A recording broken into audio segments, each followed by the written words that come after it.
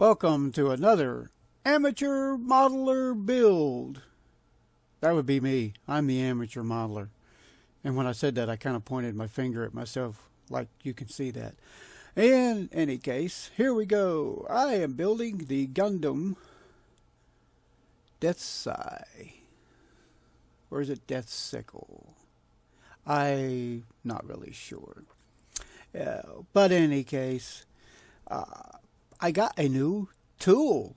Yes, I finally found out about that little detailing pen that you dip in some wash and you can fill in the lines. I wish I had found out about this ages ago, because I really have no clue how long it's been around. My guess is some modeler somewhere looked at a calligraphy pen and thought, you know what? If I file the tip down on this thing really pointy, I can dip it into ink and stick it into those detail grooves to fill them in without making a huge mess. Just a guess. But I am so glad that I did find out about it, because that's what got me to thinking that now I can do this Gundam model and make it look halfway decent for my amateur modeling skills. And this was also a trial run, because I needed to get my practice in on it. I've got a nice, really big model of a Gundam that I paid way more than I probably should have for it, but it is just so cool. So I'm looking forward to building it now, and this was my testing ground to see just how well I could steadily hold the pen. I hope that's not showing up. I got some kind of USB thing kicking on and off on my stupid computer. But so yes, I am looking forward to building my next one, because it is going to be a big one, and it's a nice one, and I would actually have to pause video and audio to run in there and get the dang thing, because I can't remember the name of it. It's like a big angel looking Gundam of some kind. Dang, I can't remember the name of it. Oh well, no big deal. But as you can see me here, I'm feverishly working at supersonic speed on the legs. I did not put a lot of the detailing that I did on this little video, because, well, it was just kind of... You saw the beginning part there when I told you I was using the pen. I forgot that I'd actually did that. But there it was. And plus I wanted to talk about it, or the fact that I could actually use the thing. I was filling in some small spots there on the leg area. These could probably speed that up next time a little bit. This model was like standard. I guess it's standard with Gundam models that they come with extra parts. And unfortunately, since I don't read, that kind of Oriental language it's written in, I guess, I don't know, is Gundam Japanese or Chinese? Could be, I think they're Japanese. But I can't read it. And so it probably tells in the instructions that you can substitute extra parts for the other different parts. I did figure out two of my extra parts were for the leg part, the foot. There was two separate ones for that. I used the ones that it showed in the instructions. I'm glad the instructions are very pictorial, because they were easy to follow, and this model, unlike the knockoff Gundam I built last time, all the parts went together so well. Bandai makes great models, and when I was originally sitting down to thinking of doing this model, I thought, well, I was thinking about actually, gluing parts of it together, and because But I've got a model in my case that I've had for quite a while now, a couple, 3-4 years, that's still standing and still holding together just fine. No glue necessary, so I decided not to do the glue and went with all the friction connections, which are all very tight and precise.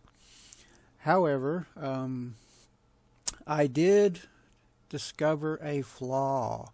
What would you, I guess you would call it an engineering flaw. Probably not really a flaw, but because at the end when you see the pictures that I took for Picture Time slideshow, just the, excuse me if that came through, the moving around a lot and using the sickle or the scythe, there is a weak section near the top part of the where the blades connect. It's a thick area where the handle goes together, and it's when you are constantly repositioning and posing and everything, well, that part it became weak because there's not very much plastic holding it together at that point at the pin lock area, that it broke. And so, well, I did have to break out the glue to put it back together again and get back in the case. The other thing that this was new to me too was I usually don't have to paint Gundam models. I think on my last one I did some painting on it because, well, it kind of needed it. Since it was a piece of crap, any kind of painting at all would have helped it. But with this one, it came with, it doesn't come with decals. They do stickers. And stickers to me are kind of harder than decals, because with a decal, once you get it off and wet and slide it onto the model, you've got a certain amount of play time there to get it positioned exactly where you need it, and then just dab it and then it's good, and then there you go, decals stuck.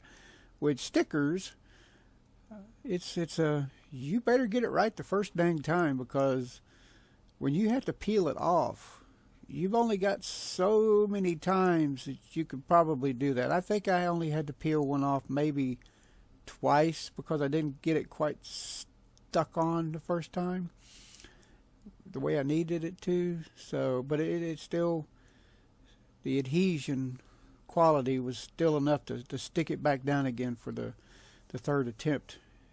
And there were a few pieces that I actually did have to break out some paint on to get a closer match to the instruction booklet that came with it, because I scoured this thing very heavily, looking at the pictures and the several different backdrop shots and everything, and that's when I noticed that some of the pieces weren't jiving with the picture.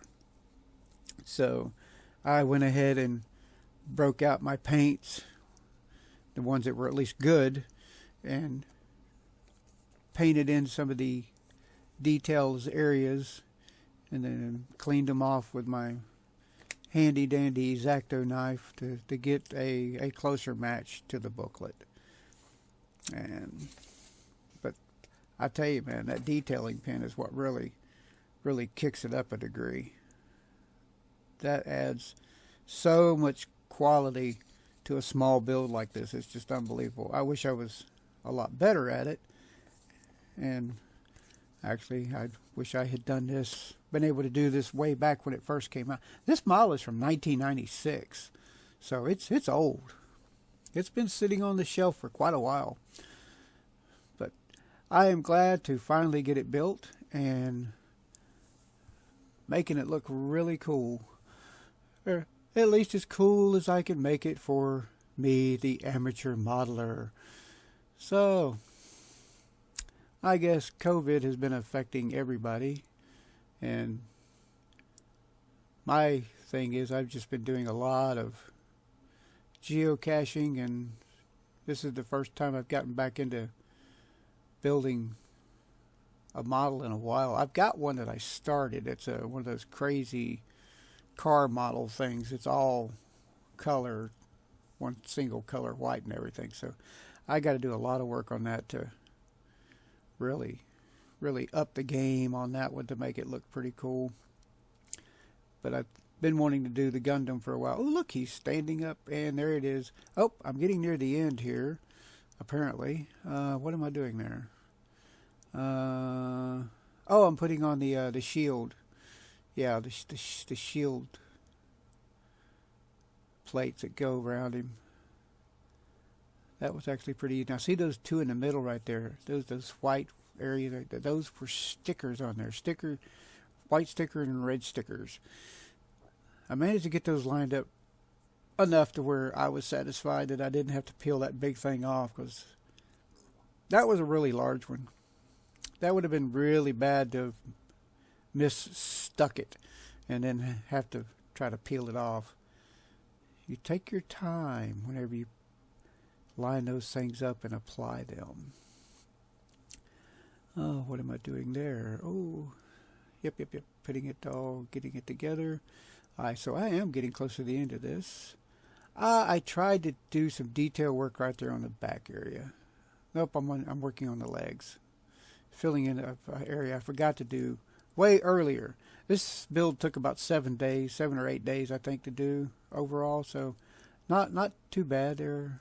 So I'm getting ready to pose him out. I'm playing with the scythe weapon and trying to make it look cool. There he is. Position it, and it's done. Picture time. Okay, well, since I'm getting into the pictures here at the end, trying to show some of the close-up stuff of the finished product. The head turned out okay. That little trim white painting was tough, but I did pull it off.